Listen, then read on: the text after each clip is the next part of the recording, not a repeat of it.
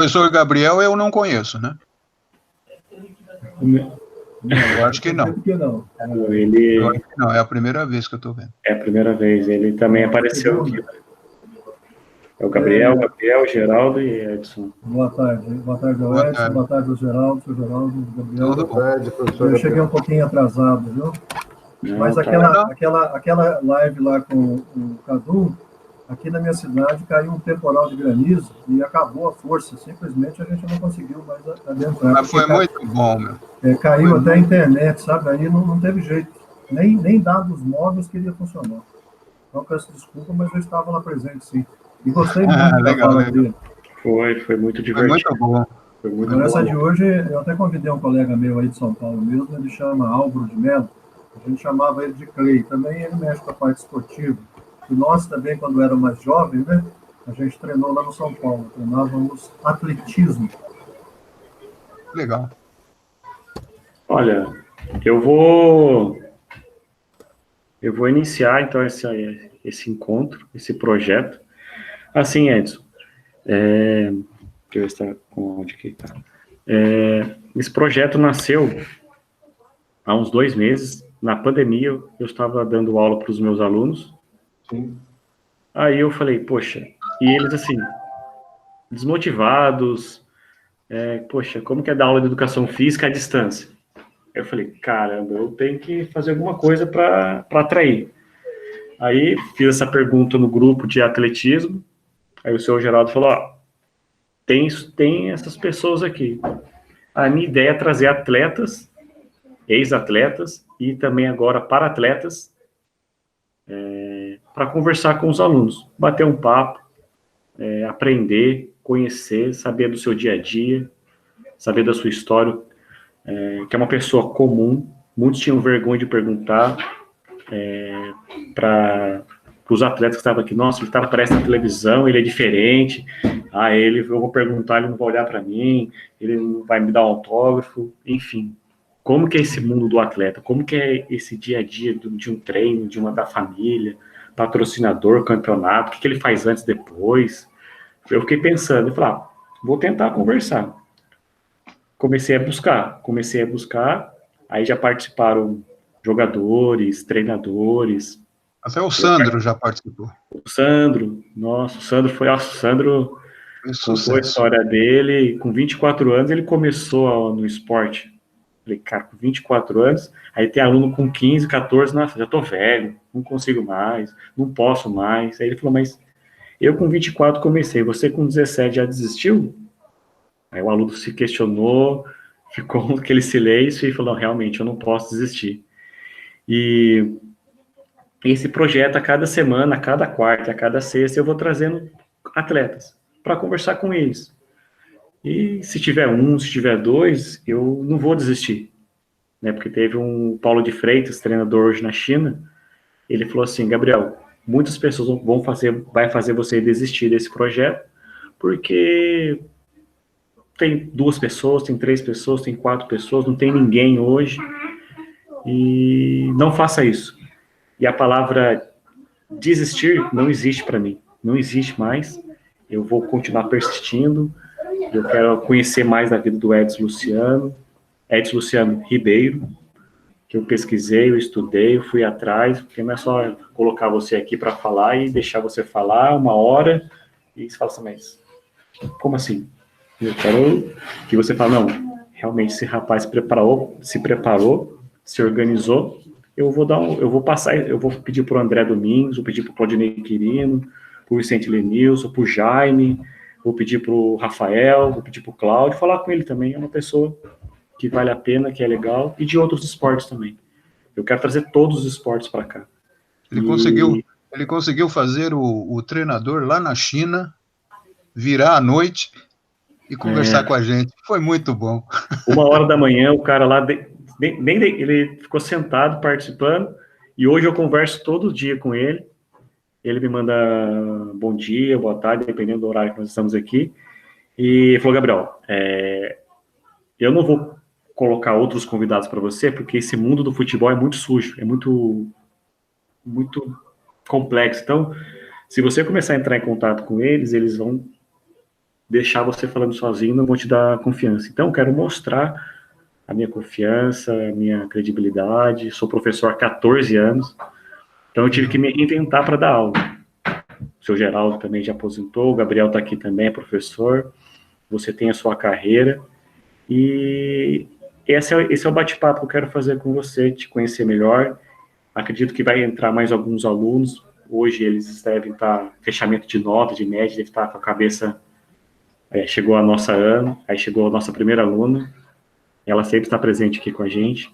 Então é isso, Edson. E eu estudei um pouco sobre você, não tudo, porque é muita coisa, e eu preparei aqui, ó, começa sempre assim: a vida dos atletas, Edson Luciano, bronze em Atlanta e prata em Sydney.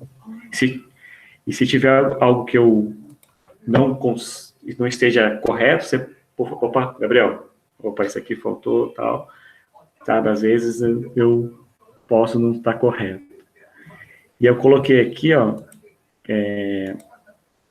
no seu currículo você tem 6 medalhas, dentre elas a prata e o bronze, e eu vi também que você participou do Mundial em Paris, bronze em Sevilha, ouro no Pan Winnipeg e em Santo Domingo. Dessas 6 medalhas, aquela pergunta, né, qual delas você olha para ela e fala, poxa, essa aqui foi mais... Passa a mão com carinho, limpa ela todo dia. Qual foi a das 6? Ou é a 6, né? Na verdade, eu não limpo, não. Para mexer nelas, elas estão guardadas, empoeiradas, há muito tempo. Bom, pelo menos esse ano a gente não conseguiu levar. Eu sempre levo ela quando tem palestras, levo ela em eventos que eu vejo que há necessidade, que vai ser interessante, mas esse ano elas não saíram lá de dentro do guarda-roupa, devido a tudo isso que a gente está passando. Mas é bacana, Gabriel, o projeto teu. Eu acho que desistir, tudo que é novo assusta um pouco, tudo que é novo nos deixa inseguro, mas se não é pelo novo, não tem o velho, é pelo novo que se começa. Então, eu acho que você está certo, cara.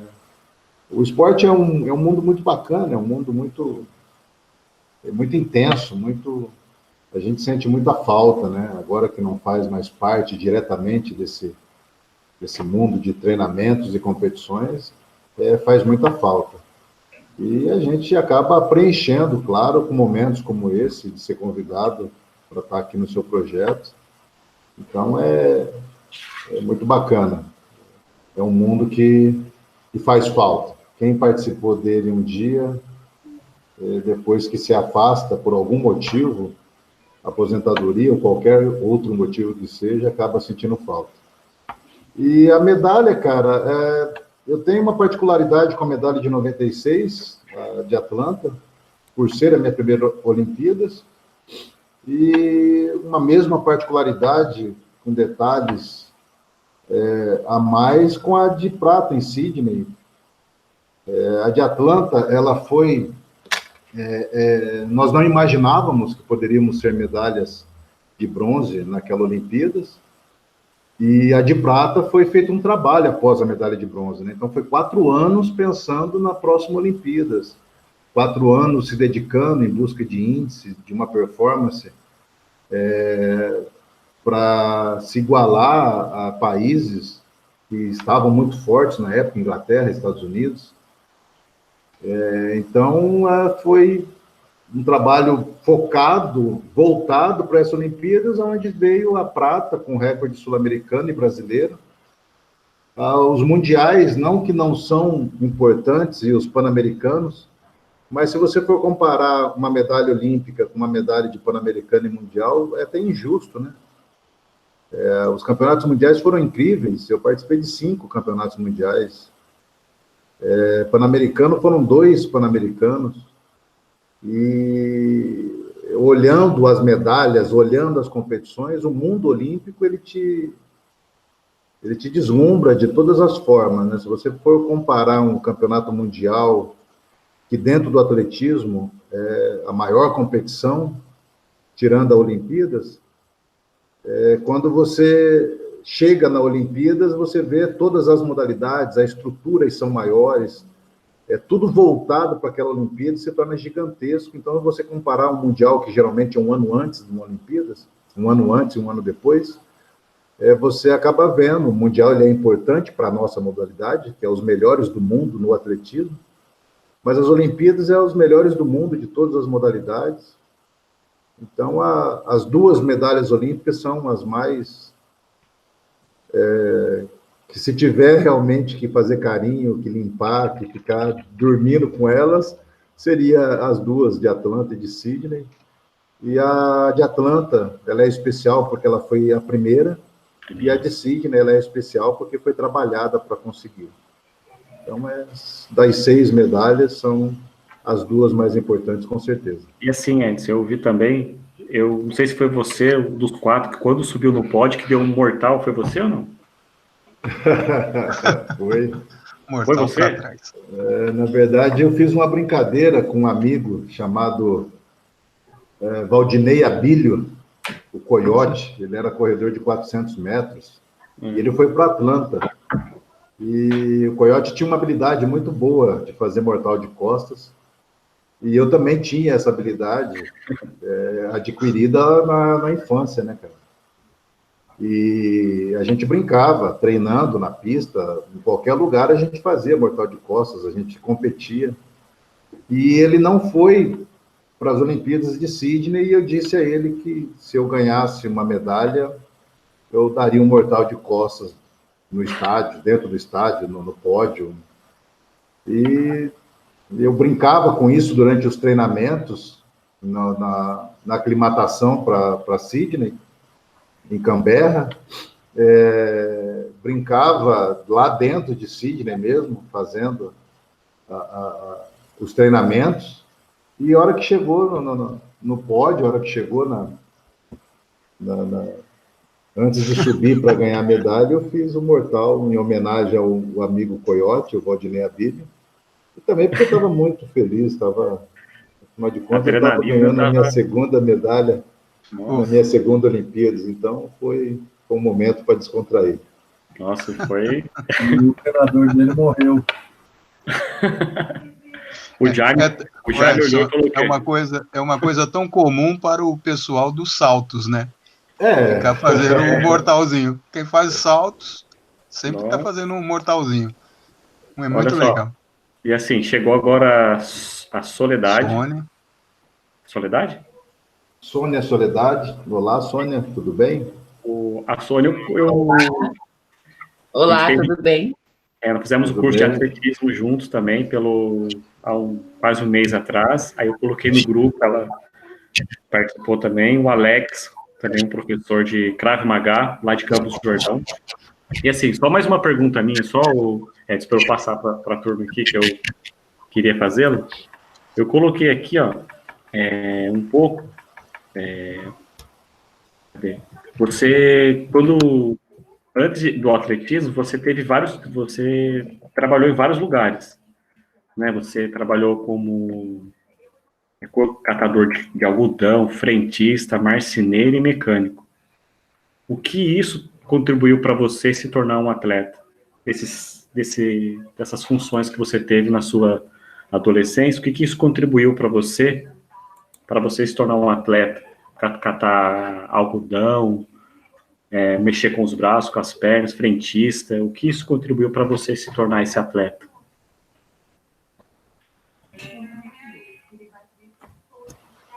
Na verdade, Gabriel, não foram essas profissões, né, que contribuíram, né, para essa minha vida de atleta. Nós sabemos que o atletismo, ele é algo muito natural, né, da nossa infância. Nós fazemos atletismo sem saber que estamos fazendo atletismo. O nosso andar, correr, lançar, saltar, coisas que às vezes nós fazemos no dia a dia, e muito mais as crianças, né, quando elas têm uma liberdade de morar em lugares que isso é possível. Então, na minha infância, por exemplo, Hoje são muitos apartamentos, muitos prédios, poucas casas, vilas. Mesmo as crianças que moram em vilas, muitas vezes estão presas dentro de muro, né, dentro das casas. A casa que eu morava, ela não tinha cerca, não tinha muro, era um quintal aberto que saía para o quintal do vizinho, o outro quintal para o outro, e já estava do outro lado da cidade, sem cerca, sem muros. E mesmo quando tinha cerca, não tinha dificuldade para pular, né, para correr, para pular. Daí veio o mortal, né? Daí surgiu. Eu aprendi a fazer o mortal numa palha de arroz. Olha. Que tinha na vila onde eu cresci, a Vila Lordânia, em Bandeirantes. Eu sou paranaense, do norte do Paraná. E eu aprendi a fazer aquele mortal de costa numa palha de arroz. Que hoje não existe mais. Antigamente, o agricultor, plantador de arroz, ele colhia as sacas de arroz e ele procurava essas máquinas, esses galpão, que tinha umas máquinas gigantes que você colocava o arroz com a casca de um lado, ele saía limpo do outro, e uma chaminé cuspia aquela palha amarela para fora, e ela chegava a fazer metros de altura, 2, 3, dependendo da quantidade de clientes que aquele galpão moedor de arroz tinha, era palhas de mais de 5 metros de altura que se acumulava, e você pulava de cima da chaminé e caía na palha, que afundava, era muito macio. Então a gente virava mortal de cima da chaminé, vinha correndo, a chaminé deveria ter uns 3, 4 metros de comprimento, vinha correndo em cima da chaminé e mergulhava de ponta, a hora que estava quase chegando próximo à palha, virava um mortal de frente, que é o peixinho, né? O famoso peixinho. Mas isso é coisa de moleque, descalço, sem camisa. Eu até mandei uma foto para você, Gabriel, no teu WhatsApp. Se você quiser puxá-la e mostrá-la aqui, o pessoal vai poder ver a época que eu fazia essas peripécias. Então, na verdade, a profissão de catador de algodão, de frentista de posto, marceneiro, mecânico, que foi meu pai que me levou para aprender uma profissão de mecânico, naquela época também, os nossos pais se preocupavam muito, né? Hoje nós temos cursos profissionalizantes em muitas áreas, em muitas entidades, às vezes até em algumas escolas. Naquela época não tinha isso. Meu pai ele se preocupou em me levar para me ensinar uma profissão, e eu cheguei numa fase de adolescência que eu queria ter o meu próprio dinheiro, né? Nós sempre fomos de família humilde, meu pai é mecânico, minha mãe é zeladora, e então eu quis defender o meu ganho, e aí eu comecei a catar algodão. Eu procurei serviço, meu pai me ajudou com amigos que trabalhavam, que tinham ali postos de gasolina, marcenaria na cidade, e eu fui trabalhando, defendendo o meu, até chegar aos 19 anos no tiro de guerra, quando eu fui descoberto pelo atletismo, através de um sargento. Então, na verdade, o que contribuiu para a minha vida de atleta foi a minha infância. Foi as corridas que eu fazia quando eu roubava galinha de vizinho, né? Os corgos que a gente nadava, né? Naquela época tinha lagos, corgos, rios, que a gente pulava, nadava. Aí eu estou sentado nessa Vila Lordânia que eu falei para vocês. A minha mãe foi tirar foto da minha irmã do meio, Ana Paula, na pracinha lá, aqueles fotógrafos que batiam na porta da casa da gente. E a minha mãe levou a minha irmã do meio, Ana Paula, para fazer foto lá na grama da praça dessa igreja. E eu estava brincando lá e eu quis que tirasse uma foto minha. Ela falou, imagina, você está sem camisa, descalço, sujo. A foto é preto e branco, mas eu estou imundo. Se ela tivesse colorido, e eu quis bater a foto, e o cara falou, bate essa foto, eu vou bater a foto. Claro, essa história foi a minha mãe e meu pai que me contou, e eles tiraram a foto. Eu tive a necessidade, vamos dizer assim, e quis colocá-la nas palestras. Essa palestra Sprint Final, ela tem já um tempo, feita em alguns lugares do nosso país, no estado de São Paulo. Eu cheguei a fazer ela por 12 meses para a ES Brasil, ali dentro da região metropolitana de São Paulo, uma palestra por mês. E eu quis colocá-la na palestra, e quando eu fui pedir ao meu pai algumas fotos da minha infância, ele me deu algumas fotos bonitinho, quando a gente batia aquelas fotos na escola, né, uniformizado, a carteira, atrás tinha uma lousa do Mapa Mundi, e outras, eu todo arrumadinho, bonitinho, eu falei, não, eu não quero essas, eu quero essa daqui. Aí ele falou, nossa, filha, essa foto está muito feia, está muito... você está sem camisa, e ele me contou novamente por que nós tínhamos essa foto, que eu fiz birra para tirar essa foto, e aí eu disse que uma coisa que você falou no início, Rafael, desse nosso momento aqui, algumas pessoas imaginam porque a gente apareceu na televisão, teve um sucesso dentro do esporte, ganhou medalha olímpica, é algo muito distante, né? Não dá para se tocar, não dá para chegar perto, e na verdade é o contrário, né, cara?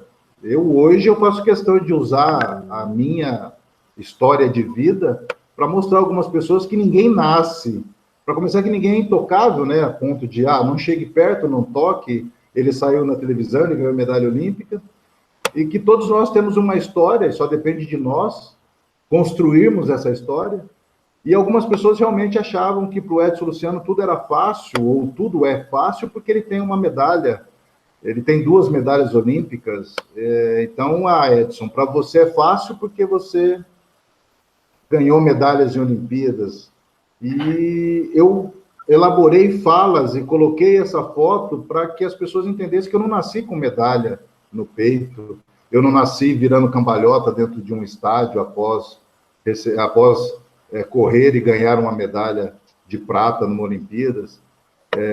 Nem sempre foram holofotes, estádios cheios. Eu tive uma infância muito bacana, por sinal, contei parte delas aqui para vocês, me diverti, era um garoto feliz. Essa infância me permitiu ter sido o atleta que eu fui, e a origem humilde da minha família, a minha, e eu construí.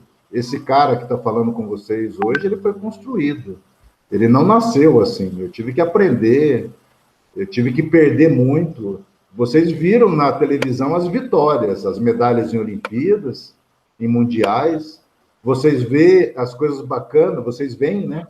As coisas bacanas que a gente posta em redes sociais, mas existe um ditado antigo, que eu acredito que o Geraldo e o professor Gabriel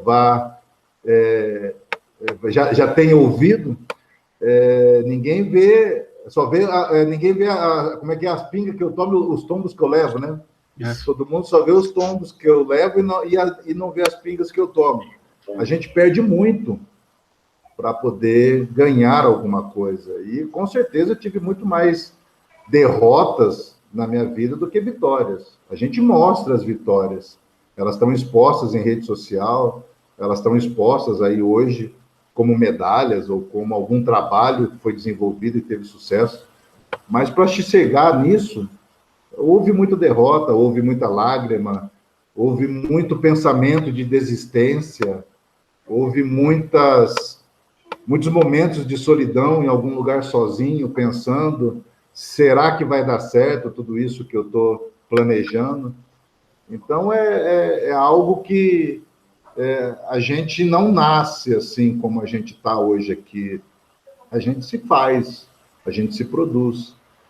Então, o que contribuiu realmente para a minha vida de atleta foi a minha infância, e a pessoa, o atleta também já passou, hoje continua essa construção. Por não ser mais atleta, eu preciso me redescobrir a todo momento, me reinventar. Esse ano foi um ano que todos nós tivemos que descobrir um lado que nós nem conhecíamos, e eu confesso para vocês que para o atleta isso é um pouco mais fácil, porque nesses momentos de derrotas que eu falei a vocês, toda vez que eu perdia, eu tinha que entender por que eu perdia. E eu tinha que trabalhar para que houvesse uma vitória. E muitas vezes eu perdia novamente. E aí eu tinha que entender por que eu perdi. E às vezes eu perdia novamente depois. E era uma sucessão de perdas até eu conseguir entender, conseguir fazer da maneira correta para que a vitória viesse. Por exemplo, o índice olímpico. 4 anos buscando o índice olímpico. E muitas vezes o índice olímpico vinha no 45 do segundo tempo, ali no Troféu Brasil, Geraldo. Quantos atletas não conseguem o índice no Troféu Brasil, a sua última competição? Mesmo assim, ainda a confederação estende, às vezes, a prorroga, a tentativa de índice, quando é possível, claro. Então, o atleta ele vem 4 anos brigando, lutando, se refazendo para poder, às vezes, quando dá certo, chegar numa Olimpíadas. Então, a pandemia, eu sou capaz de falar para vocês que ela teve o seu lado bom para que eu pudesse colocar o pé no freio, ver o que estava acontecendo, sair do automático, ver que hoje esse mundo de internet, esse mundo virtual, ele pode aproximar mais do que simplesmente as notícias postadas em rede social. O que nós estamos fazendo aqui em 2019 era permitido se você me levasse até onde você está, Gabriel. Você iria ter custos com passagens, com hotel, alimentação, e hoje você está aqui no conforto, talvez, da tua casa, se você estiver aí, os seus convidados da mesma forma. Eu estou na minha casa, os meus filhos estão dormindo aqui no quarto ao lado com a minha esposa. A gente está aqui fazendo um momento que só foi permitido por causa de uma pandemia, entre outras coisas que nós conseguimos descobrir. Há algo muito lamentável, claro, em tudo isso, que é um vírus que matou e está matando pessoas. Mas a gente não tem o que fazer.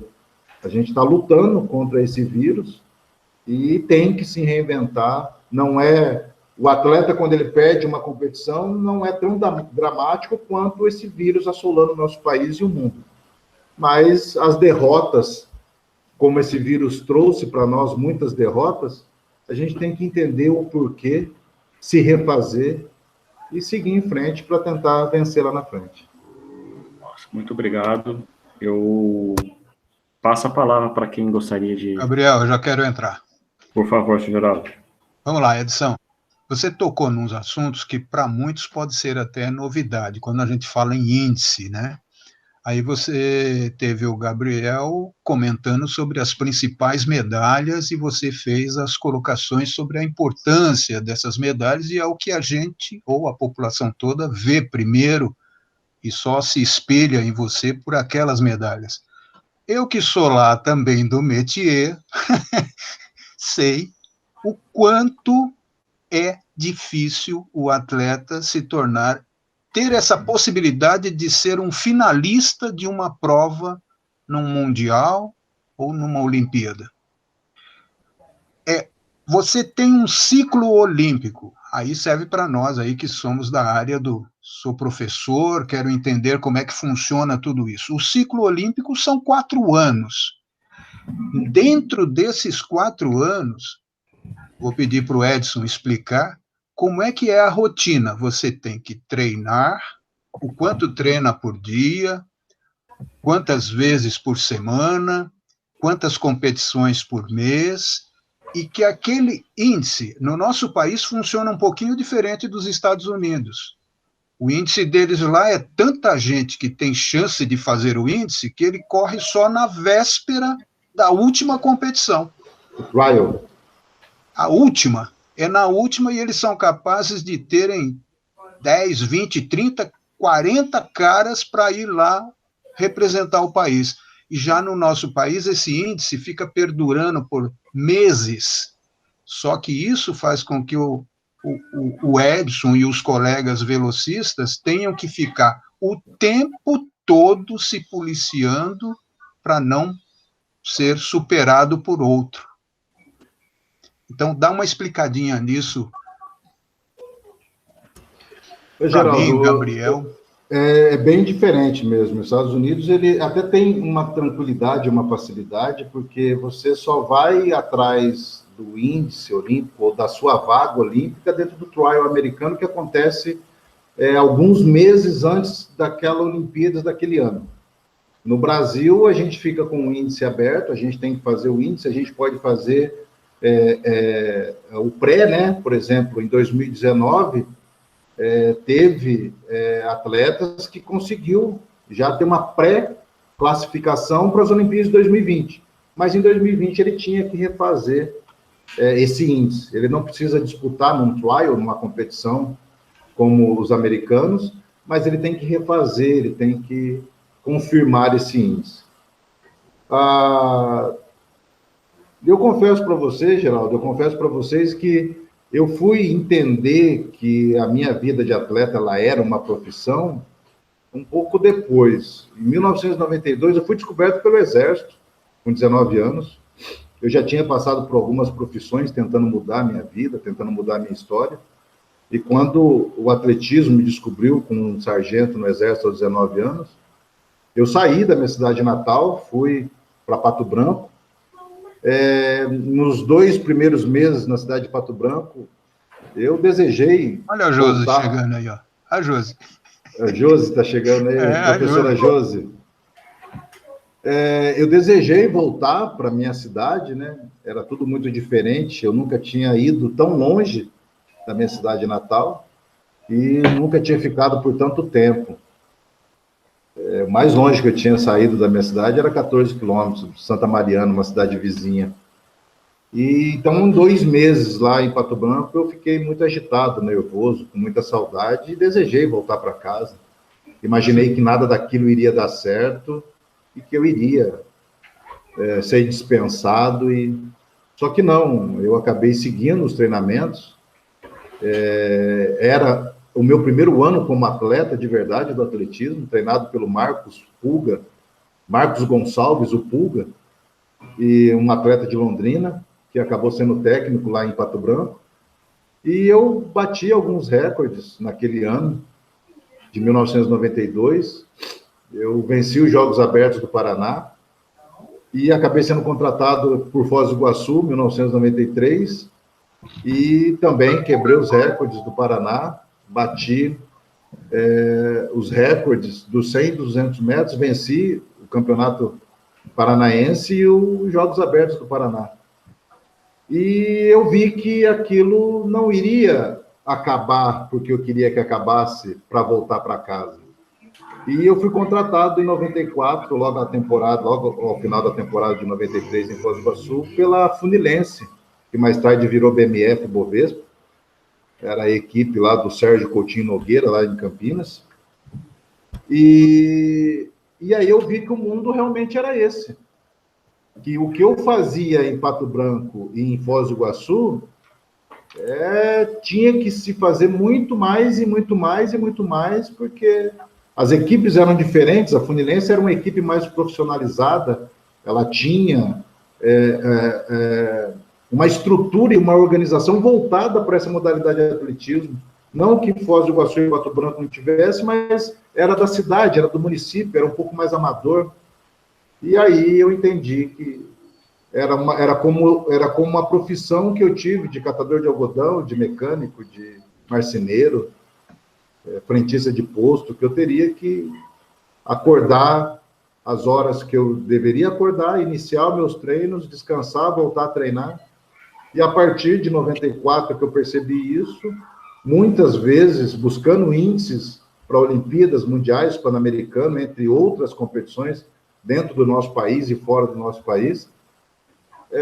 Acordava-se 5h30, 6 horas da manhã, chegava-se na pista por volta de 15 para as 7, 7 horas, iniciava o treino depois do aquecimento entre 8, 8h30. Esse treinamento, dependendo do dia, ele ia até 1h, 1h30, meio-dia e meia. Eu ia para casa, eu almoçava. Eu confesso a vocês que algumas vezes eu não tinha fome, e que algumas vezes eu não tomava banho, e que algumas vezes, quando eu ia tomar banho, eu não segurava o sabonete na mão de tanto que eu tremia, de tanto esforço que eu tinha feito. Eu dormia até 3h30, 3 horas da tarde, eu voltava para a pista, num treinamento que se iniciava às 4h30, e dependendo do dia também, ia até 7 horas, 8 horas da noite. Isso de segunda a sábado, tendo só o domingo como descanso. E eu até estava numa conversa, num bate-papo numa universidade uma vez, que um aluno falou: Edson, eu vi uma matéria do Phelps, do nadador americano, onde ele disse que em 4 anos de treinamento ele ficou fora da piscina apenas 2 vezes, que ele estava gripado. Como que uma pessoa, ele somou os dias de um ano, como que uma pessoa consegue ficar 4 anos, apenas 2 dias fora da piscina, com todas essas quantidades de dia. E aí eu narrei esse trecho para ele quando eu treinava, que eu só tinha o domingo como descanso e que o meu descanso era na piscina. Porque para poder relaxar a musculatura, o que a gente chama de hidroterapia, né? Eu tinha o domingo como descanso na piscina. E se o Phelps era um nadador, pensa quanto tempo ele tinha que passar na água treinando e até mesmo relaxando, se possível, dormindo na água para poder fazer os feitos que ele fez. O cara, afinal de contas, tem a quantidade de medalhas de ouro que ele tem numa Olimpíadas, então tem que se dormir dentro da piscina para se conseguir aquilo.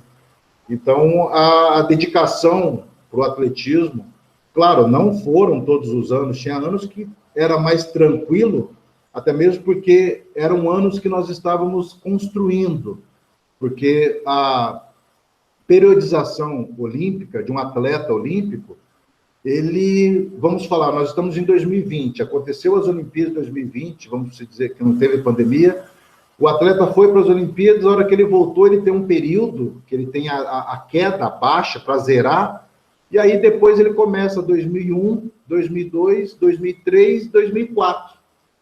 Então, esse treino começa fraco, vamos dizer assim, ele vai aumentando a potência nesses anos até chegar no ano olímpico. Então, não era, claro, todos os anos que era essa potência, que era essa quantidade, essa qualidade de treino fortes, mas foi boa parte da minha vida. Ela não durou muito a minha vida como atleta, teve 12 anos e meio, não chegou a ter 13 anos. Eu iniciei em 92 em Pato Branco, já com técnico e técnica e treinando para o atletismo, e em 2004, logo após as Olimpíadas de Atenas, eu encerrei a carreira. Então, se vocês somarem, deu 12 anos e meio, não chegou a 13 anos, mas foram muito intensos para conseguir essas medalhas, e realmente a dedicação do alto rendimento, né? O alto nível que a gente fala, o alto rendimento, a performance, para se chegar numa performance, eu tinha que trabalhar, só não batia cartão, não era registrado, mas eu tinha os meus horários a cumprir, os treinamentos eram doloridos, eram difíceis, e vou falar até que deu saudade, mas já passou.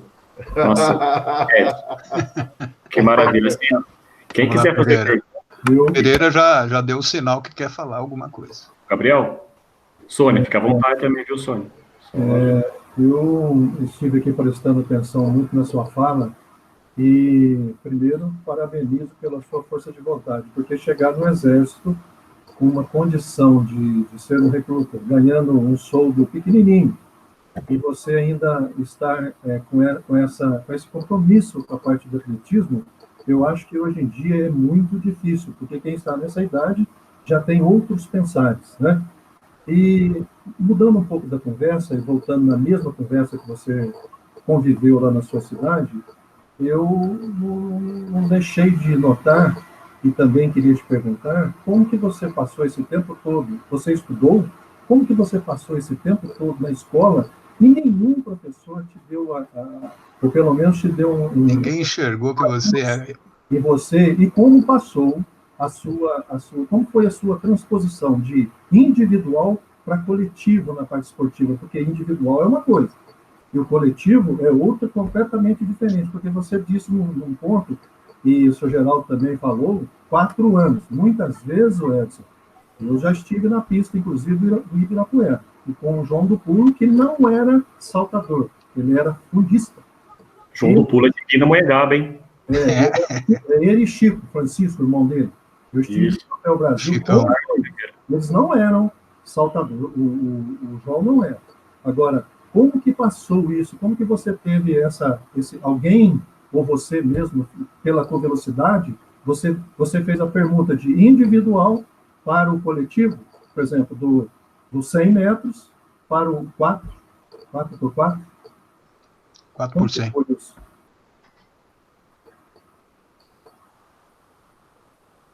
Travou? Coloca o microfone no mudo e depois, na hora que vai colocá-lo de volta, ele...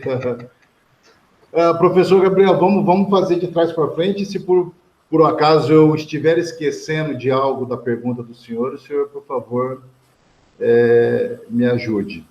Essa mudança e essa dedicação, essa transferência do individual para o coletivo, ela acabou acontecendo de uma maneira natural, porque em 1996, nas Olimpíadas de Atlanta, nós acabamos entendendo que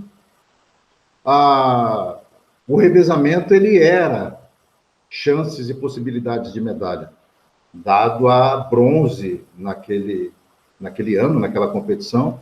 Então, começou-se um trabalho voltado para a equipe de revezamento. Chegou-se, em 96, nós tínhamos 4 atletas, 5 Anísio, de Guarulhos, saltador triplo, ele era o nosso reserva em Atlanta, porque nós não tínhamos, eu, Robson, André e Arnaldo, nós não tínhamos um homem para completar a equipe caso houvesse uma lesão. Então, não tinha todo o aparato, não tinha todas as condições que os outros anos tiveram, 2000 em Sydney e 2004 em Atenas. Nós chegamos a ter equipe A e equipe B de revezamento no Brasil, coisa que em 96 não tinha. Então, tudo isso foi evoluindo. O revezamento foi tendo o seu espaço, porque viu essa chance de ganhar medalha. A minha estrutura para os 100 metros, e eu ouvi isso de um alemão e de um cubano que vieram para o Brasil trabalhar com a CBAT. O alemão passou em Presidente Prudente um tempo com nós, e ele chegou a falar para o Jaime que um atleta com a minha estrutura física no país, na Alemanha, seria um lançador. Disco ou dardo. Não seria nem arremessador, seria lançador, disco ou dardo. De repente, pela estrutura física dos membros superiores e a explosão de braço. Eu fui jogador de beisebol quando era pequeno, então tive sempre uma explosão bacana no braço. Joguei como pitcher. Então, eu ouvi depois isso de um cubano também, que em Cuba o Edson Luciano não seria um velocista nunca, seria um lançador. E essa estrutura física, que em outros países me colocariam como um lançador, atrapalhava um pouco a saída de bloco. Então, eu tive que me reinventar muito para conseguir vencer o Troféu Brasil em 2003, com 10,20, índice para o Pan-Americano de Santo Domingo e índice para o Mundial da França em 2003, sendo o brasileiro mais rápido do país naquele ano, sendo o brasileiro mais rápido da América Latina, porque eu venci o sul-americano, fiquei entre os top 20 daquele ano no Mundial de Paris, com medalha de prata e a medalha de ouro no Pan-Americano. Porque essa estrutura, esse tamanho, complicava quando eu saía de bloco, com o meu centro de gravidade apoiado no bloco, então o centro de gravidade estava mais baixo, eu tinha um peso, uma massa maior que a do Vicente Lenilson, por exemplo, a do Cláudio Roberto, a do Rafael Oliveira, o próprio André, ele era alto, mas era esguio, um nível de massa muscular menor, então eu tinha um atraso na saída. E isso não existia no revezamento. No revezamento, eu saía com o centro de gravidade alto, lançado, eu tive a terceira melhor curva, porque em Atlanta eu corri curva, a terceira melhor curva daquela Olimpíadas no revezamento, e em Sydney, eu fiquei entre as 5 melhores retas, que eu fui o segundo homem em Sydney. Então, no revezamento, eu tinha esse conforto, eu tinha essa tranquilidade, que eu acabei conseguindo transferir isso para o Jaime, para o Nakaya. Eu fiquei no revezamento de 94 a 2004. A hora que eu botei o pé no revezamento brasileiro, perdão, de 95, que o meu primeiro mundial foi em 95, na Suécia. A hora que eu botei o pé no revezamento, eu não saí mais. Eu fui para todos os mundiais, eu fui para todas as Olimpíadas, eu fui para todos os Pan-Americanos, Ibero-Americanos, Sul-Americanos, dentro do revezamento, fazendo parte da seleção brasileira como revezamento, e tentando... Opa, eu achei que tinha saído, mas está tudo ok, né? Só mudou aqui, o Gabriel. E tentando os índices para as Olimpíadas, para as Olimpíadas e para outras modalidades. Em Atlanta, por exemplo, eu fiz um tiro de 100 metros, 2 de 200 metros e 4 no revezamento, até chegar à medalha. Então, eu tive índice na Olimpíadas para fazer os 100 metros e para fazer os 200 metros. Não aconteceu isso em 2000 em Sydney, mas em 2004 eu tinha índice novamente, mas acabei não correndo, porque deu uma microlesão e eu resolvi abrir mão para poder correr o revezamento, que era uma chance de medalha novamente. Então, eu tive que fazer essa transição entre esses dois mundos, de ser uma modalidade individual, sendo um velocista, corredor de 100 e 200, mas tendo essa particularidade muito boa, muito forte, quando eu corri o revezamento, por correr lançado. E aí deu-se, até algumas matérias em alguns lugares, fala que o Edson Luciano era um homem de equipe, de tanto que transitou dentro do revezamento. Perfeito. O professor comentou sobre eu ter sido descoberto por um sargento e não ter sido descoberto dentro da escola. Eu, mais tarde, descobri, que eu fui me formar em educação física depois que eu parei de correr, que existe uma síndrome, e ela tem um nome estrangeiro, mas numa tradução seria a síndrome dos olhos cansados, né? Alguns professores, eles acabam não percebendo que é possível uma transformação muito grande na vida de algumas crianças, além da educação. Por exemplo, se um professor tivesse detectado e visto que ele poderia ajudar o Edson Luciano muito mais através do esporte, até mesmo porque ele era um professor de educação física, a formação dele era esportiva, ele poderia ajudar muito mais o Edson Luciano nesse momento esportivo do que realmente na educação.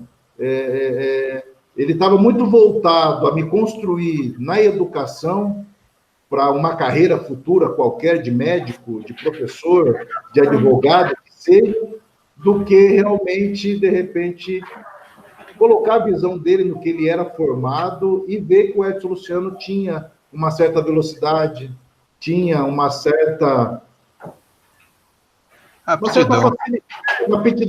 facilidade para o esporte. Eu tinha uma habilidade para catar no gol, eu tinha um reflexo muito bom.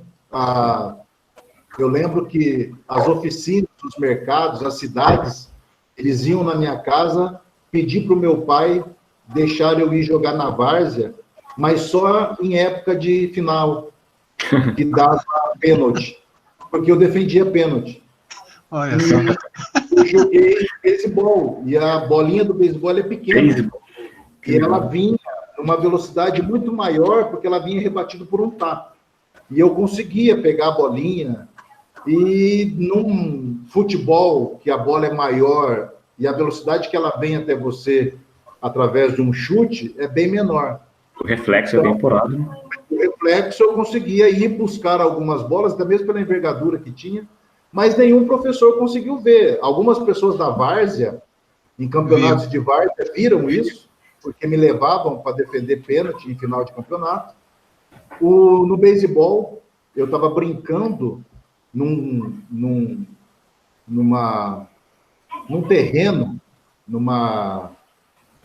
me fugiu o nome agora, mas é uma associação de japoneses lá em Bandeirantes, chamada ASEB, Associação Cultural e Esportiva de Bandeirantes, e a bolinha de beisebol caiu aonde eu estava brincando, eu catei e devolvi. E o treinador, seu João Isobe, que hoje é falecido, junto com o seu Miura, que também hoje é falecido, perguntou se eu não queria jogar beisebol com aquelas crianças. Me apelidaram de Peré, e eles falavam, joga bolinha, Peré, joga bolinha, Peré. Eu fiquei como piada de alguns amigos, porque me chamavam de Peré, e eu joguei com a seleção brasileira em Curitiba, em 1985, contra o Japão. Eu tinha um braço muito bom como arremessador em pitcher e batia muitos home run. E o sargento, aos 19 anos, também viu essa condição de velocidade, porque me levou para uma Olimpíadas internas do tiro de guerra, e ali que eu fui descoberto, porque eu ganhei de 2 atletas do atletismo, que serviam o exército também naquele ano, de Maringá e Paranavaí, o Gilton e o Marcelo, Mas os meus professores de educação física, infelizmente, não me viram. Não viram que o Edson corria muito. Eu era arteiro, sempre fui muito arteiro. Então, eu tirava, né, um garoto muito agitado, tem muita energia, a gente precisa canalizar a energia. Então, eu não fui descoberto por um professor. Mais tarde, eu fui entender um pouco dessa síndrome de olhos cansados. O professor, ele entra no automático nas salas de aula e ele segue a sua rotina ano a ano e muitas vezes passa assim despercebido. Se ele não está orando, se ele não está buscando ou trabalhando esses dois lados, o cidadão, o atleta, voltado à profissão que ele se formou e que ele está exercendo, com certeza passa batido, sim. Gabriel, só para finalizar com o professor Gabriel, no Exército, professor, o senhor falou que tinha ali como é que o senhor falou? Uma remuneração, Soldo. Soldo. Esse soldo, ele é remunerado, né? Uma remuneração? Na verdade, não tinha, professor. Eu servi, é TG, né? Tiro de guerra. É simplesmente um ano. Eu entrei no ano militar, eu tive que me alistar em 2018 e servir em 2019. Essa competição militar, professor Gabriel, que eu fui descoberto, em 1990, ela não aconteceu por causa de a prefeitura que ajudava a organizar, né, tinha que ajudar. Então, ela não aconteceu porque não tinha dinheiro. Ela aconteceu em 1991, o ano que eu servi, e a partir de 1993 ela deixou de existir. Sorte! Se eu tivesse servido em 1990 ou 1992, talvez eu não estaria aqui conversando com vocês hoje. E eu não era remunerado. Eu fiquei muito de castigo, muita guarda, muito preso. Só que quando o sargento viu que eu tinha condição, ele falou: se você me trouxer 6 medalhas, eu te libero da guarda. Ué, qual que é o nome desse sargento? O nome do sargento, você lembra? Que hoje é reformado em Brasília, e o sargento Fonseca, que está hoje em Porto Alegre. São reformados já, né, que se fala, estão aposentados, e eles fizeram esse desafio. O sargento Fonseca me fazia treinar o bloco do meio-fio, ali em frente ao tiro de guerra onde eu servi, e ele fazia eu comer muita banana e tomar água. Eu quase não conseguia correr de tanto peso que eu tinha na barriga de tomar água e banana. Ele lia um livrinho e falava que eu tinha que treinar daquele. Na verdade, foram os grandes precursores, né, da carreira, porque um dia chamaram meu pai, o sargento Jorge, ele estava com o jornal do Mundial de Tóquio, 1991, e mostrou para o meu pai a Magnólia, Zequinha, Joaquim Cruz, Robson Caetano, que estavam voltando do Mundial de Tóquio para o Brasil, com algumas conquistas, e ele mostrou o jornal para o meu pai e falou: teu filho pode ser um desses caras aqui. Que legal. Claro, naquela época eu não acreditei, eu demorei um tempo para entender que era uma profissão de atleta, tudo, como eu disse a vocês há pouco. O meu pai falou que ele não sabia o que fazer, porque ele não conhecia a modalidade, enfim, eles me ajudaram a descobrir a cidade de Pato Branco. Então, não tinha remuneração, professor Gabriel, e eu realmente, foi um momento de sorte ter servido no ano de 91, porque se tivesse servido um outro ano, talvez eu não teria participado dessa Olimpíadas interna do tiro de guerra e o atletismo não teria me descoberto. Espero que eu tenha respondido, professor Gabriel. Vocês perceberam que eu gosto um pouco de falar, né? Me desculpa. Muito legal, Edson. Muito legal.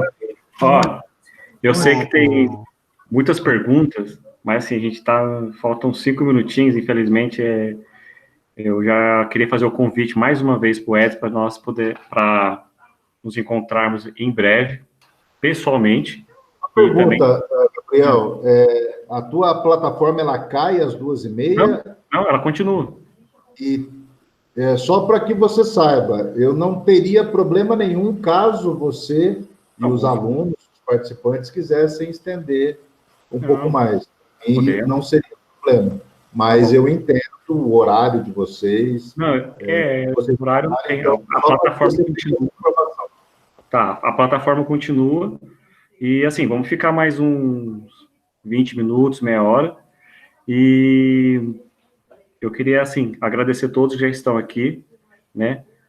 Muito feliz, muito honrado. Eu vou passar a palavra, então, agora para quem quiser perguntar, a Sônia, a Ana, o Alex, a Josi, a Laís, e tem mais alguém aqui que eu não... Ô, Gabriel. Gabriel, deixa eu te mostrar a equipe de competição de pinga, peraí.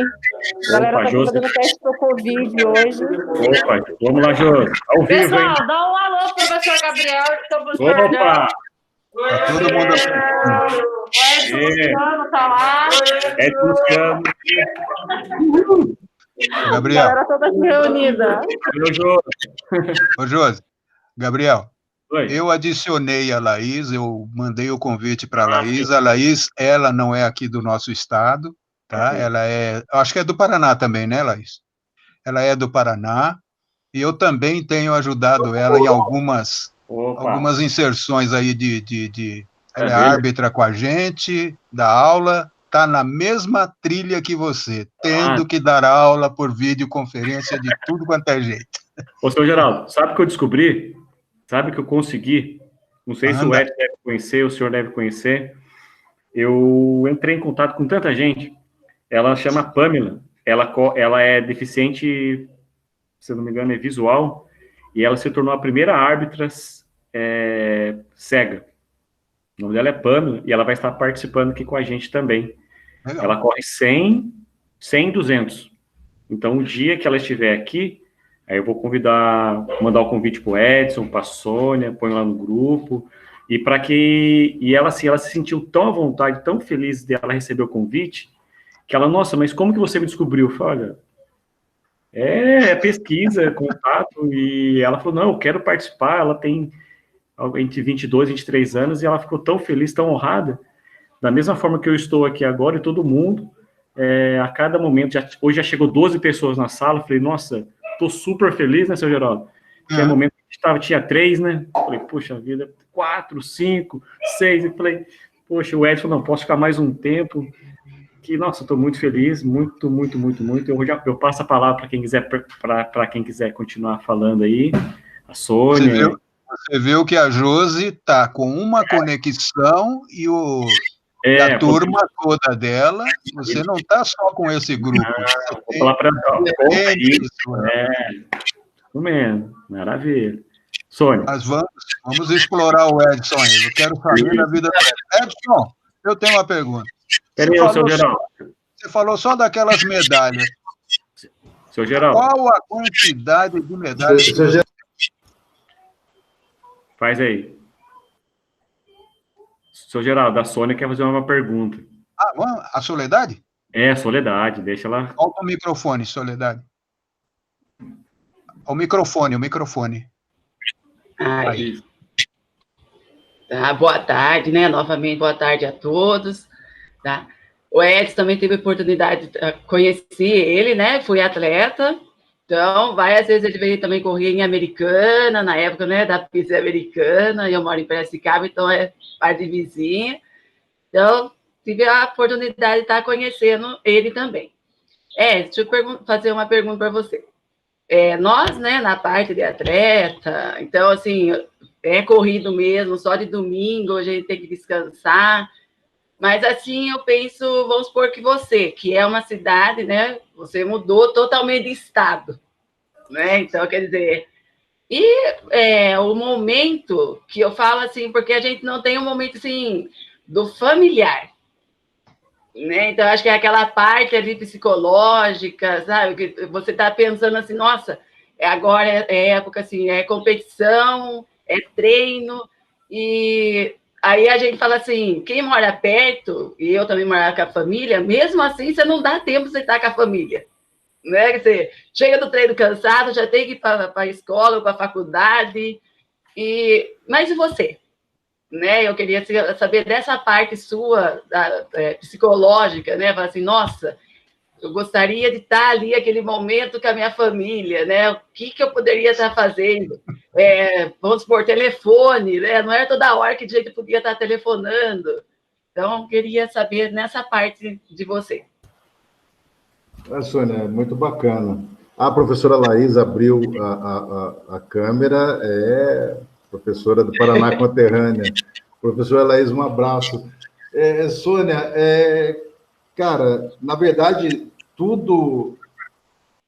a saudade, eu poderia estar no cinema com uma namorada, eu poderia estar passando Natal esse ano com a minha família, eu poderia estar curtindo o filho, qualquer coisa, qualquer pensamento dessa natureza, naquela época, servia para que eu ficasse com raiva e na segunda-feira, como a gente falava, morder a pista.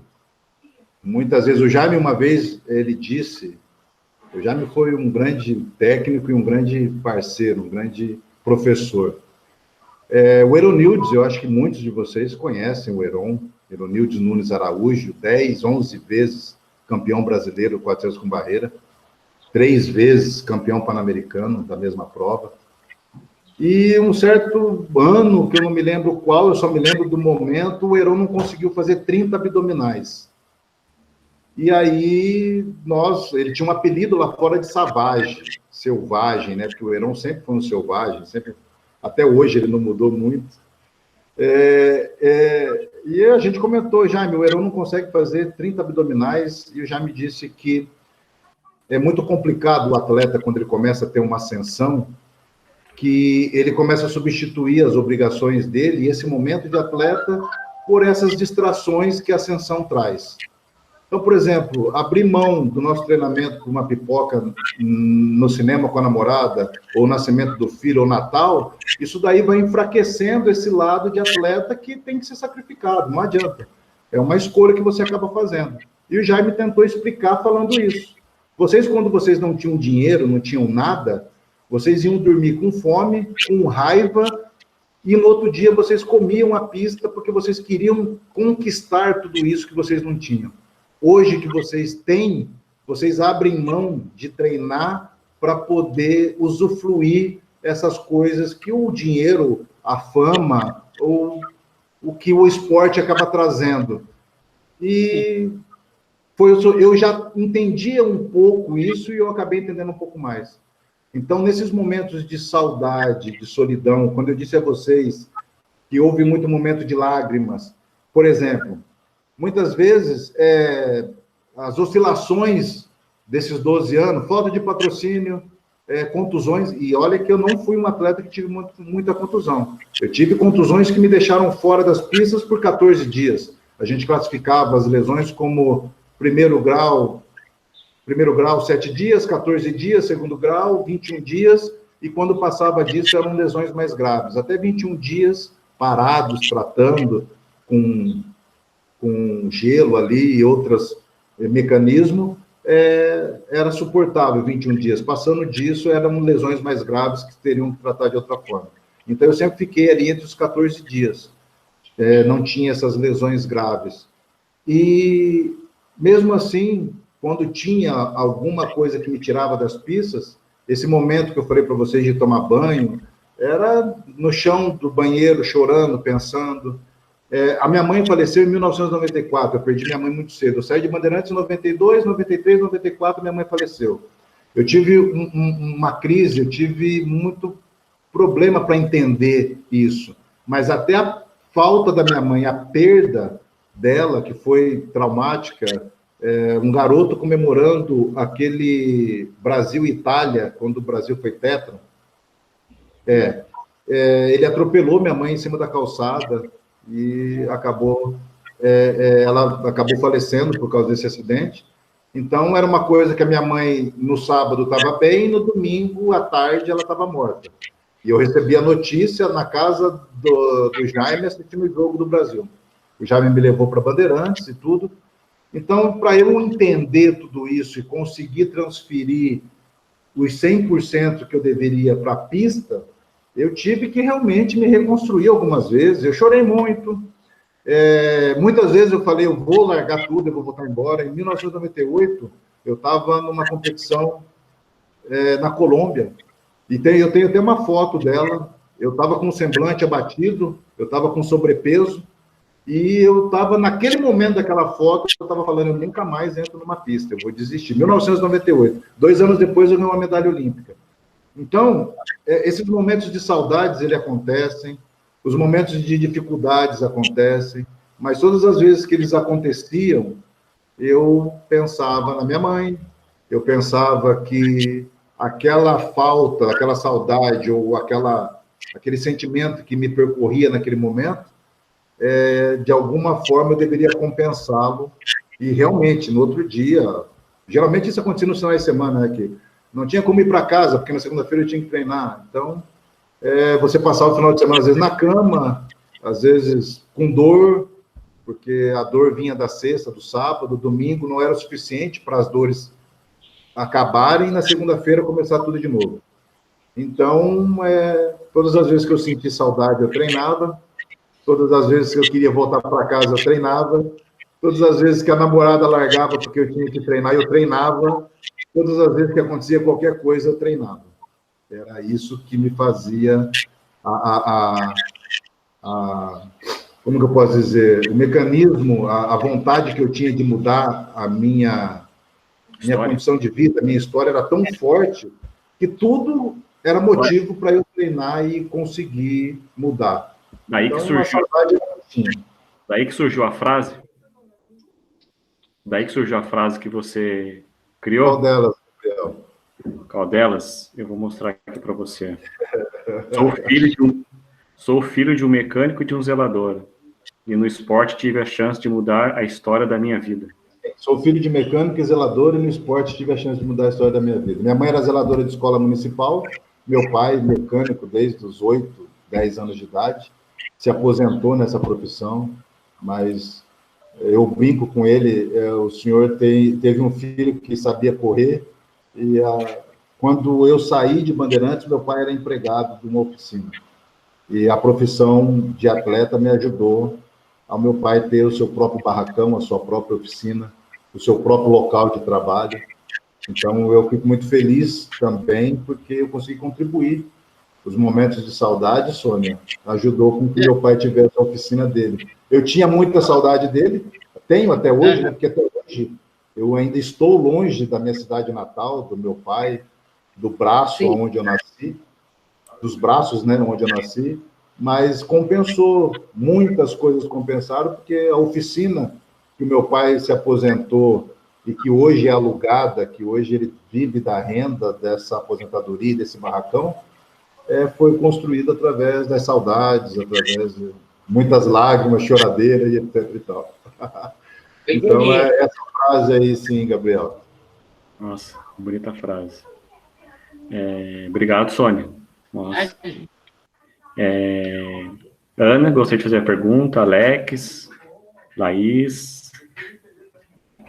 Vocês estão quietinhos? Professora Laís. Quer fazer? Isso, fala. Vai, Ana. Qual foi o maior desafio que o senhor encontrou na sua carreira? E como o senhor fez para superá-lo? O desafio, Ana Carolina dos Santos Barbosa de... comprido o nome? Lima. Lima. Meu nome é comprido. Bastante, Ana. Nomes compridos, assim, são nomes importantes, viu? Ana, cara, teve muitas dificuldades. Foram muitas, não foram poucas, e algumas eu até citei para vocês, que algumas me fizeram chorar de verdade. E as superações eram que eu não podia e não queria voltar para casa. Eu saí de casa aos 19 anos, eu sempre sonhei em mudar de vida. Quando eu trabalhava num posto de gasolina, tinha aqueles gol bolinha dos estudantes de agronomia da universidade que tinha na minha cidade natal, em Bandeirantes, a agronomia Luiz Meneghel, a Universidade Luiz Meneghel. Tinha os jogadores do União Bandeirantes, um time de futebol que teve lá na minha cidade natal, União Bandeirantes. Então, os jogadores, eles passavam com... Não é da época sua, Ana, é da época do Geraldo, do professor Gabriel, talvez da Laís ali, da Sônia, mas os Gol Bolinha, Gol GTI, Escortes R3, eram carros da moda na época, e eu muitas vezes abastecia aqueles carros porque não tinha sensor que mostrava que o tanque estava cheio. Então, a gente colocava o ouvido na lataria, colocava a bomba, ficava inalando aquele gás tóxico do etanol da época, da gasolina, e a hora que enchia, fazia blululul, aí a gente sabia que estava cheio e parava de abastecer.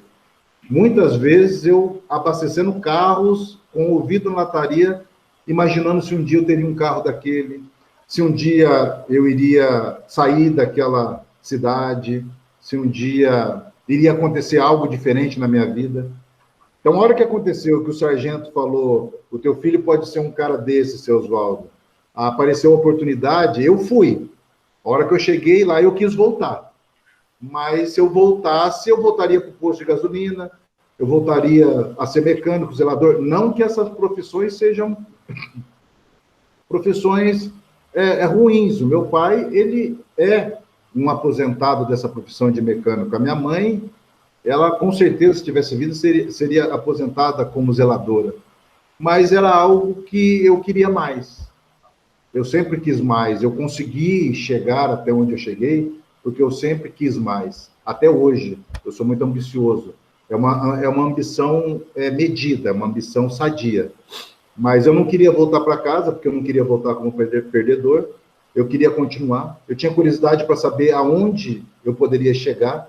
Aquela foto que o Gabriel mostrou, daquele garoto sem camisa, descalço, quando eu comecei a entender muitas coisas, eu comecei a me perguntar, se eu cheguei até aqui hoje, aonde eu posso chegar? Então, eu sempre tento ir para algo além, eu quero saber aonde eu vou. Porque se eu cheguei até aqui nesse momento com vocês, saindo lá daquela escada, sem camisa, de tênis, sem nenhuma informação, sem nenhum conhecimento, eu cheguei até aqui hoje, com algumas informações, com um pouco mais de conhecimento que eu tenho hoje. Hoje já não estou mais sem camisa e nem descalço. Hoje eu tenho um pouco mais de estrutura. Aonde, a partir de hoje, aonde eu conseguiria chegar? Então, eu tenho essa curiosidade. O que mais eu consigo fazer? Então, voltando para a sua pergunta, as dificuldades foram muitas, mas todas as vezes que elas apareciam, essa curiosidade para saber onde eu chegaria, esse medo de voltar para minha cidade natal de mãos vazias, me assustava. Então eu continuei buscando, e as dificuldades elas acabavam ficando para trás, porque cada vez que eu tinha uma dificuldade eu tentava fazer algo para superá-la e seguir em frente. E dificuldades nós temos muito, não é só atleta, nós temos muito. Eu vi as dificuldades que meu pai tinha, que a minha mãe tinha, alguns amigos que moram em Bandeirantes hoje, professora Laís, professor Gabriel, Sônia, Josi, Geraldo, você, Ana, todos aqui na sala, todos nós temos dificuldades. Mas a gente precisa entender, primeiro a gente precisa parar e ver aquela dificuldade de frente, e aí arrumar um meio de sair dela. Algumas pessoas enfiam a dificuldade no bolso, enfiam debaixo do tapete, enfiam debaixo da cama, e no outro dia acabam esbarrando com ela, e vira uma loucura. As dificuldades, elas têm que serem superadas. A pandemia, em março, todo mundo ficou horrorizado com isso, não saia de casa. Hoje nós já até estamos saindo de casa. Proteção, as máscaras, álcool em gel. Olha aqui, ó. Eu estou dentro da minha casa, eu estou com o álcool em gel aqui do lado. As máscaras. Então a gente começou a aprender a conviver com essa dificuldade. É uma dificuldade complicada, ainda é um vírus que pode matar. Mas a gente também precisa trabalhar, a gente precisa viver, a gente precisa se confraternizar, mesmo que da maneira que nós estamos aqui agora. Então, alguns brasileiros conseguiram aprender, estão trabalhando, ganhando seu sustento hoje, mesmo com essa dificuldade. Outros brasileiros que podem, estão dentro de casa ainda, esperando essa pandemia passar. Mas é uma dificuldade que o brasileiro e o mundo teve que conseguir viver junto. E nós precisamos entender as nossas dificuldades, superá-las e seguir em frente. Alguém mais gostaria de... Alex, gostaria de fazer uma pergunta? Aqui mais um pouquinho.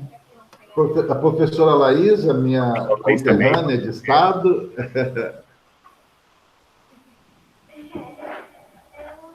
O microfone, professora. Aqui. Deu certo, agora deu. É que eu sempre vou no computador, dessa vez estou no celular, para mim está diferente.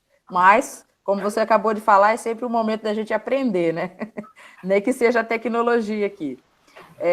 Primeira coisa, né, Edson, eu queria falar que eu sou a marca registrada é a sua humildade, né? E o seu, esse seu otimismo que você passa, que eu lembro ao longo dos nossos anos aí de encontros e desencontros aí, né?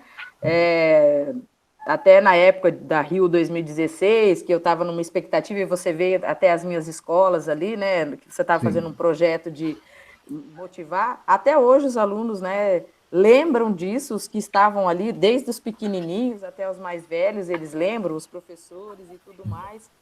E eu falo que a sua vida serve de inspiração para muitas pessoas, né? Para nós principalmente, né? Que a gente pôde ver a sua ascensão, né? Vamos dizer, sair do anonimato e chegar onde você chegou, e do jeito que você chegou e a pessoa que você se transformou. Porque independente de você ser o Edson, Luciano Ribeiro, ou Edson, Edcinho, né? Ali e tudo, você é a mesma pessoa. E isso eu acho que é do seu coração, é da sua identidade, isso que é um fator marcante. Então, parabéns por você ser quem você é. E sempre estar pronto a ajudar as pessoas que pode, como você pode, se desdobre em 1000, né, para fazer e tudo mais. Então, é uma gratidão tremenda.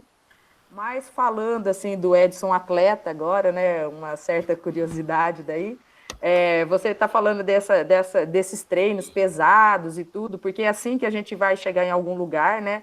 A gente não espera fazer a mesma coisa e ter resultados diferentes, a gente sempre tem que fazer coisas diferentes para isso, né? E eu queria saber de você, diante desse cenário, né, vendo o atletismo brasileiro, o que tem acontecido atualmente, passo a passo, a níveis de treinamentos, etc. e tal, se você vê alguma esperança, assim, algum talento surgindo agora. Eu sei que você tem também os seus projetos de incentivo, que eu acho que faz toda a diferença, né? Trabalhar a criança e ter ídolos para a criança se inspirar. Eu queria saber o que você acha do nosso atletismo brasileiro hoje, assim, em termos de ascensão. Bom, primeiro, professor, obrigado pelas palavras. Você é muito querida, você realmente acompanhou muita coisa, bem mais de perto do que outras pessoas, então, obrigado. Eu fico muito feliz, e eu não vou me fazer aqui de rogado com vocês, que isso me traz uma felicidade muito grande, de eu conseguir realmente passar alguma coisa, mesmo que que seja assim, como que eu posso dizer, nessa entrega que você falou, professora Laís, eu fico feliz de ter o reconhecimento, porque ficou em mim não chega a ser como que eu posso dizer, professor, uma obrigação, mas eu preciso falar para as pessoas que é possível. O esporte mudou, o atletismo me fez desse jeito. Então, quando eu tenho a oportunidade de falar, e vocês veem que eu falo muito, eu tento mostrar realmente o que é possível na vida de uma pessoa, e eu fico muito feliz, fiquei muito feliz com as suas palavras, e muito obrigado. O que eu vejo do atletismo, eu tenho um filho de 14 anos, 15 anos, fez 15 anos agora em julho, foi contratado pelo Franca Basquete, lá na cidade de Franca, não pôde treinar, veio para cá, está com 1,92 m, já me passou, eu tenho 1,90 m, e eu olhando para ele, eu fico pensando o quanto injusto foi essa pandemia, muito mais que as pessoas que partiram por causa dela, claro, mas muito mais também com esses que estão aqui nessa dificuldade, tentando lutar com essa pandemia. E falando dele, eu falei, um garoto de 14 anos, completando 15 esse ano, que perdeu um ano. Ele perdeu um ano, cara, recém-contratado pelo SESI de Franca, que é a categoria de base do Franca Basquete, o SESI Franca Basquete, não pôde treinar, veio para cá para passar uns dias comigo, e aí, vendo isso nele, eu vi o quanto de uma maneira geral. O atletismo nosso calendário, sem competições, está acontecendo algumas competições agora, em alguns estados, as Olimpíadas foram canceladas, e se não tiver a vacina até fevereiro ou março, segundo os envolvidos na organização das Olimpíadas, ela não vai acontecer em 2021 também. Então, houve, de uma certa forma, um atraso e, de uma outra forma, uma evolução. A tecnologia se mostrou muito mais útil do que simplesmente a gente postar as nossas fotos e fazer os nossos comentários. Eu já disse isso, nós estamos aqui num momento que no passado seria possível só presencial. Então, nós tivemos talvez um equilíbrio de melhoras em alguns setores e pioras em outros, mas o esporte, professora Laís, ele só consegue o que ele consegue se a gente conseguir passar por esses momentos. Então, os jogadores de futebol, todos que a gente vê no topo, a gente vê lá, mas a gente sabe que as dificuldades foram, para alguns maiores, para outros menores, mas tiveram dificuldades. Da mesma forma, os jogadores de vôlei, basquete, da mesma forma, as profissões, vocês, nós, professores, o que vocês estão tendo que fazer para conseguir manter ali a rotina de aula, o trabalho de vocês.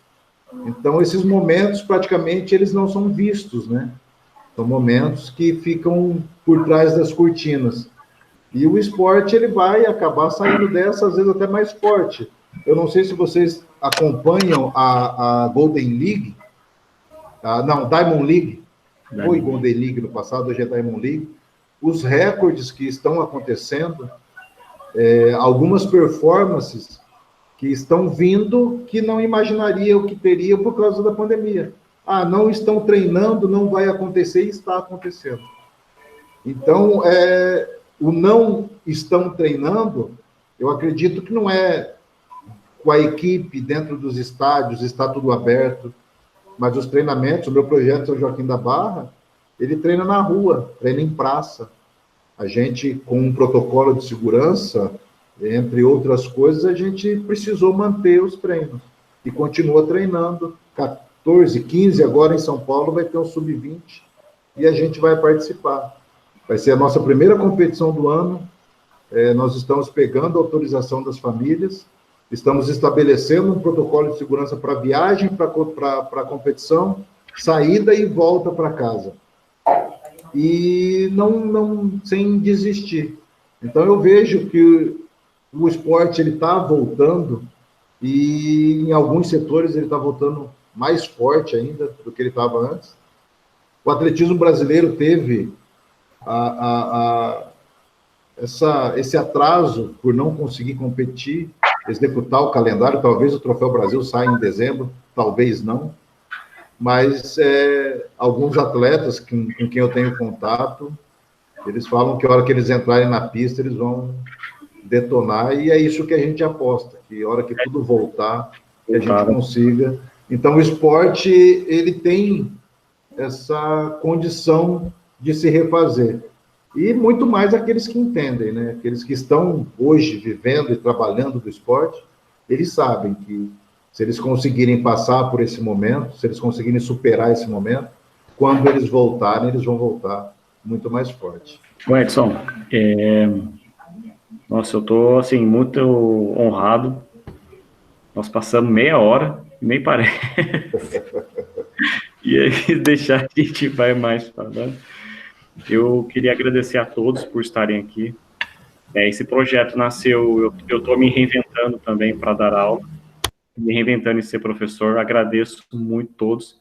Prazer conhecer a Sônia, a Laís, a Ana, que sempre está aqui com a gente. Eu coloquei a Ana como embaixadora desse projeto que eu estou desenvolvendo, seu Geraldo. Então, ela já está aqui desde o começo, e ela e o Fabiano não pôde estar presente, ele entrou e saiu, mas a Ana ainda está aqui todas as quartas, todas as sextas, e ela é embaixadora, e ela está me ajudando, sim, Edson, a divulgar o projeto. Ela pega a minha mensagem, coloca no status dela, manda para o status das pessoas, e qualquer dúvida me pergunte para ela, ela faz as anotações, e é um dia de cada vez. Eu quero agradecer a todos que estão aqui, e eu queria colocar, Edson, você já deve ter escutado quantas vezes esse final de corrida? Vamos ver. Quer ver? Wilson, peraí, vou começar de novo, peraí. Perdão, gente. O som tá baixo. Deixa eu ver aqui. Vambora, Claudinei, ele pegou atrás, tem que passar o cubano, vamos que é prata, vambora, Claudinei, Estados Unidos vencendo, vamos que é prata para o Brasil! Olha só, nesse momento, você estava onde, Edson? Você estava onde nesse momento? Nesse momento, no momento eu estava dentro do estádio. Apresenta Hora da Série, e mais tarde, na hora de ir pro sofá da Play naquele episódio. Desculpa, Gabriel, eu não entendi a pergunta. Nesse momento, como você quer dizer? Foi o Claudinei que passou foi o Claudinei foi o último? Não, o Claudinei foi o último. Agora acho que eu entendi a sua pergunta. Nesse momento, onde eu estava, como eu estava, a hora que eu entreguei o bastão para o André, eu segui ele na curva e continuei seguindo na reta. A hora que o Claudinei finalizou a reta, eu vi pelo telão que nós tínhamos ganho a medalha de prata. Eu tirei um país inteiro das minhas costas, os pesos que o país trazia, e eu ali representando, os pesos que eu mesmo coloquei nas minhas costas, porque a gente se cobra e a gente carrega peso, eu não sei por que o ser humano tem essa mania de carregar peso. A gente carrega culpa, a gente carrega alegria, a gente carrega problemas dos outros, a gente carrega, nossa senhora, né? Então, naquele momento, eu descarreguei tudo isso, porque tinha dado certo, né? A gente tinha conseguido. Então, o Claudinei atravessou a linha, eu vi pelo telão que nós tínhamos sido segundo, e eu estava na reta ali já, cumprimentando o André, logo em seguida o Vicente que veio, o Claudinei, nós fomos dar a volta olímpica. Então, naquele momento que o Galvão gritava para vocês, é prata, eu estava ali na curva, quase entrando na reta, já vendo pelo telão, da mesma forma que vocês estavam ouvindo a prata, eu já estava iniciando uma comemoração que eu vi o Claudinei atravessar. Mas, o Gabriel, vou falar uma coisa para vocês. Você perguntou quantas vezes eu vi isso. Dia 30, o último 30 agora, né? Setembro. Foi 20 anos dessa medalha. Eu, nas minhas redes sociais, eu fiz algumas postagens de fotos de arquivos particulares meu aqui. O Galvão fez uma homenagem para nós, gravando novamente esse momento. Alguns amigos mandaram. Então, na semana do dia 30 de TBT, foi... Eu não vou falar para vocês que eu enjoei, não. Mas, olha, foi... Só que eu falei isso na mesa que a gente teve na CBAT, eu sempre falei isso em alguns lugares. Se você me perguntasse antes do tiro, Edson, eu estava pedindo para sair da pista. Eu estava pedindo para ir embora, eu estava pedindo, pelo amor de Deus. Eu estava com uma dor de cabeça tão forte, eu estava com uma dor muscular tão grande, que eu desejei, por alguns segundos ali, ter perdido para o Japão. Nós perdemos para Cuba, o Japão ficou em terceiro. Se nós tivéssemos perdido para o Japão, nós teríamos sido desclassificados, né? E para vocês entenderem o que eu sentia naquele momento, era tão complicado para mim que eu desejei ter perdido para o Japão para não estar ali de novo. Não só pelas dores, mas eu estava envolvido numa sensação de pânico que eu não conseguia contar os pés que eu tinha que deixar para o Vicente passar o bastão. Toda vez que eu começava, eu tinha que voltar, e aquilo me atrasava. E aí eu falava, se eu não colocar os pés certos, o Vicente pode chocar comigo, o bastão pode cair. E eu pensava no bastão cair, o meu coração ele batia aqui no pescoço. E aí, cada vez que eu pensava nisso, eu não conseguia contar os pés, eu sempre rezava um Pai Nosso. Você sabe que na hora do apuro a gente se benze, se reza, a gente pede para todos os santos. Eu não estava conseguindo rezar o meu Pai Nosso ali naquele momento. E aí eu me senti... talvez eu não consiga passar para vocês a agonia que eu estava por não conseguir rezar, por não conseguir contar os pés. A dor de cabeça era tanta que a minha sorte foi que o evento, a organização, foi premiar o dardo feminino enquanto nós fazíamos os preparativos para a nossa final. E aí entrou as 3 finalistas, primeiro, segundo, terceiro, e na apresentação teve uma música eletrônica muito bacana e as imagens no telão do estádio, aquelas mulheres fazendo as expressões físicas em câmera lenta, e aí eu entendi que eu estava numa Olimpíadas e que eu poderia colocar tudo a perder se eu continuasse. E aí eu respirei fundo, eu rezei, eu pedi muito para Deus que eu precisava me controlar e consegui contar os pés para o Vicente, 27 pés. Eu não consegui entender o que era 27 pés. Eu tinha treinado 4 anos para deixar 27 pés para o meu parceiro, e no momento crítico, no momento que eu mais precisava, eu não lembrava que era 27 pés. E aí eu consegui entender tudo isso, consegui respirar. A premiação do dardo feminino foi o suficiente para eu entender tudo isso, porque se eu falo para vocês que não tivesse premiação, nós fôssemos para o tiro, eu poderia ter colocado tudo a perder. Como a gente vê muitas vezes, um time de futebol que está pronto e perde, um atleta que está pronto e perde, um time de vôlei, de basquete, você que está com um projeto pronto e dá errado, você que planejou uma aula o mês inteiro, aquela aula deu errado, e você fala, por que essa aula deu errado? Porque a gente não entende, a gente precisa pegar pelo rabo rápido, a gente precisa, de alguma forma... Isso, e eu, graças a Deus, eu tive esse tempo na hora da premiação do dardo feminino, coloquei os pés, e graças a Deus foi esse prato que vocês viram, mas foi um momento complicado, eu conto isso para as pessoas, eu contei isso para uma equipe da Caixa Econômica Federal que trabalhava com contas especiais, alguém me perguntou qual foi o momento mais tenso da minha carreira, e eu narrei isso para eles, e eu enriqueci um pouco mais os detalhes ali, comparando o que eles sofrem com contas especiais, porque as contas especiais deles são os milionários do Brasil. Então, eles precisam cuidar. Alguns clientes deles sabem mais de investimento e ganho de dinheiro do que eles. E eles precisam fazer esses clientes renderem. E eu estava tentando fazer uma analogia desse momento, com muitas vezes os momentos que eles passam financeiramente falando no nosso país. Então, é um momento que, com certeza, foi o momento mais tenso da minha carreira, que eu quase coloquei, 4 anos de trabalho e uma medalha a perder, porque a gente entra em pânico às vezes. Você jogou na tela aí, como você está finalizando, eu iria finalizar aqui a hora que fosse a minha hora de falar, que eu parar de falar e fosse minha hora de falar, eu ia finalizar com essa... Pode continuar. Tudo que eu quis dizer, quando a Laís falou, me elogiando, me falando aquilo, eu agradeço muito, que é como se a gente sempre trabalha para ter um resultado. E hoje, esse meu lado, esse meu momento, ele não deixa de ser um trabalho. Hoje, eu ganho a vida fazendo palestras, eu ganho a vida hoje utilizando das medalhas e do Edson do passado. Hoje, o Edson ganha a vida com o Edson do passado.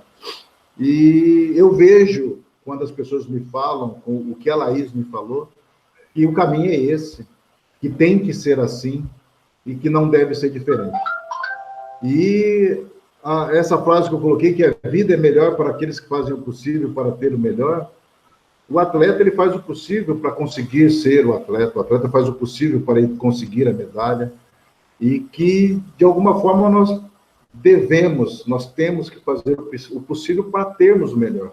O professor, ele tem que falar, o professor Gabriel falou, por que um professor de educação física não me descobriu como atleta? Porque talvez nenhum professor tenha... Cortou, eu Edson. acabei passando batido. Oi? Cortou. Repete um pouquinho. Por que o professor... A partir da onde? Professor. O professor Gabriel disse que por que eu não fui descoberto por um professor de educação física? Eu penso que talvez naquele momento, naquela aula, não estava acontecendo o melhor daquele professor. e que a gente tem que buscar o nosso melhor a todo momento, independente se somos atletas, independente se estamos como professores, independente se estamos no mercado financeiro, com contas especiais, trabalhando com milionários do nosso país, independente se estamos trabalhando com projeto de crianças, independente se estamos, como você, Gabriel, que está fazendo esse projeto Vida dos Atletas, eu tenho certeza que você está dando o teu melhor, então a gente tem que dar o melhor, a gente tem que buscar o melhor para termos o melhor. E quando eu recebo alguma fala, algum feedback, como esse que a professora Laís deu, eu fico feliz porque eu vejo que o meu melhor, essas entregas minhas, elas resultam em feedbacks como esse, me resultam em retornos que mostram que é esse o caminho, que é assim que tem que ser, e é assim que eu devo continuar sendo.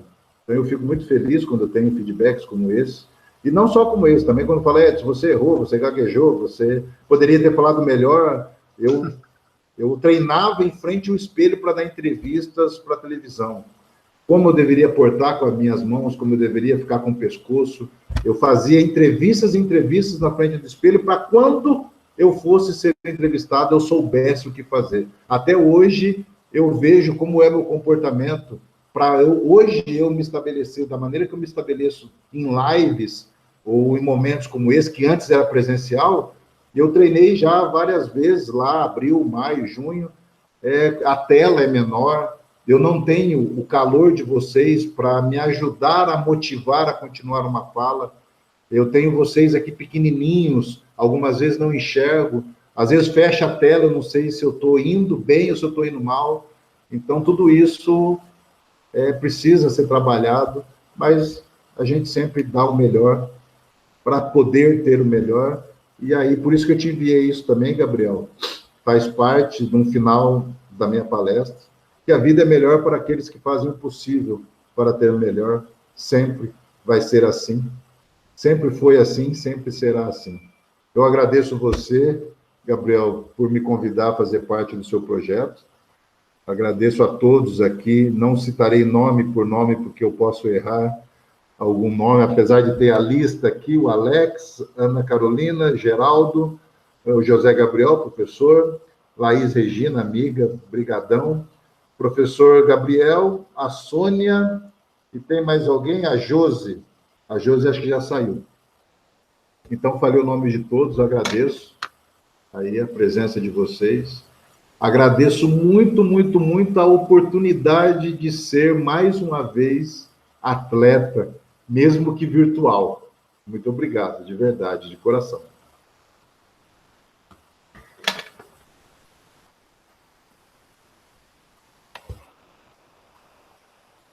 Gabriel, teu microfone está fechado. Desculpa. Eu gravei a aula, eu vou mandar para você essa aula para você assistir, para você guardar, para você rever, tendo seus... junto ali próximo dos seus documentos, do seu histórico. Quem quiser também, só fala, Gabriel, quero assistir de novo, eu mando, tá tudo guardadinho, tá tudo registrado. E passa adiante, Edson, passa adiante esse projeto, manda para as outras pessoas, vamos lá, participa. Gabriel, alguém gostaria de conversar sobre a vida do atleta. Pode passar meu contato, pode ir adiante, podemos remarcar mais uma vez, tá bom? Muito, muito honrado de você estar participando, e ter participado e ter conhecido essa gentileza de pessoa. Quando você ganhou a medalha, eu tinha 19 anos para 20 anos. E hoje eu estou aqui com 39. Não fica falando muito essas coisas, não, Gabriel. Mas é gostoso. Próximo dos 50, assim, a gente fica chorando, a gente fica derretido. Não fala assim, não. Você estava indo tão bem. Para. Brincadeira. Parei a gravação agora. Vamos brincadeira. Eu vou editar, aí não aparece. Mas, com certeza, se você me mandar a gravação desse momento, eu vou usar para saber onde eu posso melhorar, onde eu errei, onde eu falei demais, onde eu falei... eu vou fazer a ponte com os meninos, sim, Claudinei, o Vicente... também. Passo esse contato, faço essa ponte entre vocês. Claro, você vai ter que falar com eles do teu trabalho, do teu projeto, para trazê-los até aqui, essa sala, esse momento. Mas a ponte eu faço. eu faço a divulgação e a propaganda do teu projeto, sobre a participação, e aí depois é com você. Mas, quanto a isso, fique tranquilo que eu passo adiante, sim. Muito obrigado mesmo. Obrigado a todos, Geraldo, Laís, Gabriel, um grande amigo, minha embaixadora do projeto, Ana, a Sônia, o Alex está aqui, do Carmagá, e todos que participaram aqui, a Josi também. E eu vou encerrar a gravação e um abraço para todos aí. Ficamos 1h30. Obrigado, Geraldo. Obrigado. Pessoal, um grande abraço. Obrigadão. Tudo de bom para vocês. Tchau para todos. Boa tarde, Gabriel. Um abraço, Gabriel. Boa tarde. Tchau. Bom fim de semana a todos. Obrigada, você também. Valeu, Laís.